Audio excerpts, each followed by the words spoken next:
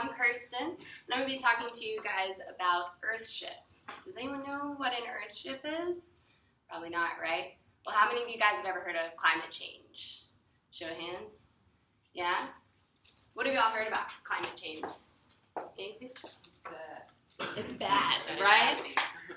It's happening all the time. So what can we do about this? That's the big question on everyone's mind right now. We're in a big election, highly debated topic.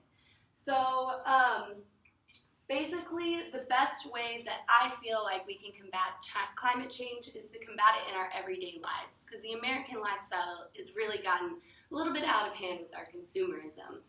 In 1950, the average single-family home was only 983 square feet. That's pretty big.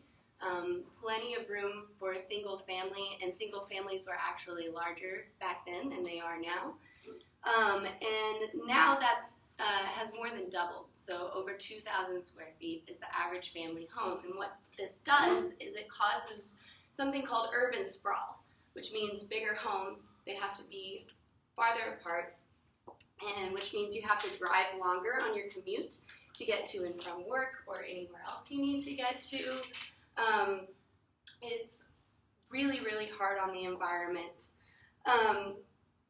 And compared with more compact urban built spaces such as cities, sprawl maximizes the consumption of virtually everything, including energy, water, vehicle consumption, all of that. So even though the number of people per household has declined, the number of vehicles per household has increased, as you can see in this bottom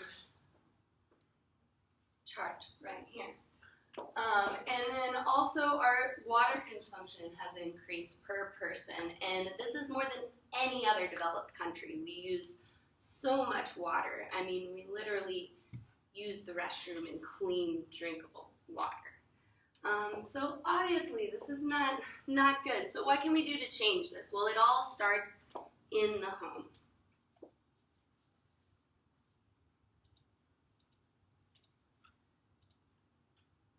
Alright, so what if I tell you you could live in a home that looks like this and be saving the environment, right? Yes. So these are homes made from recycled materials. As you can see in this top picture, they're using a lot of bottles and recycled road ties to build the house. And what the bottles do is they actually trap air inside of them and they insulate. So it's pretty cool. And let me go to this diagram to help explain more about how the Earthship works. So there's a lot of parts to it, but they all work together to help make this kind of a living system that works with the environment you're living in instead of against it. So as you can see, there's a big greenhouse wall right here.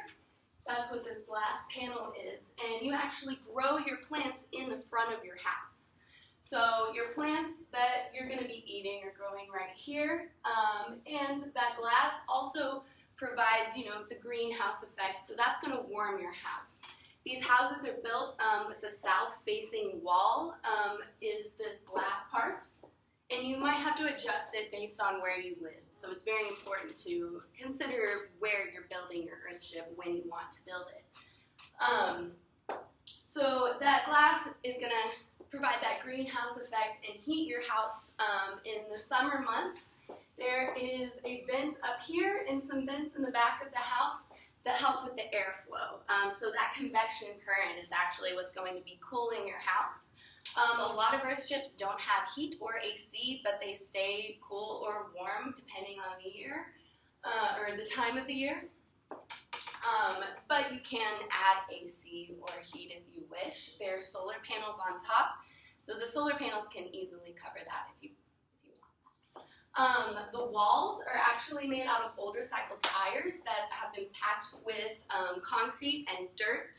You can also use cans on the inside of your walls, and they have the similar effect to the bottles. They trap that air in there and hold in your heat. As you can see, there's a water tank over here. There's rainwater collection, and there's a filter in your tank. and you actually use your water several times as it goes through. So you're washing your hands in the sink. That's used what is called gray water. So say you wash your hands, and that's now gray water because there's soap and dirt from your hands in there. Well, that's going to go into the plants because that's going to provide nutrients for your plants. And then after it filters through the plants, it goes back in and cycles through. So the only water that actually does not get reused is the water from your toilet. That's going to go and feed your outside plants that you're not going to eat, but that look pretty. All right, so I just think that everyone should live in an Earthship. It seems pretty cool, and I think it's a good way to help the environment by starting at home with our lifestyles. And even if you don't want to go build an Earthship, maybe think about how you're living your life.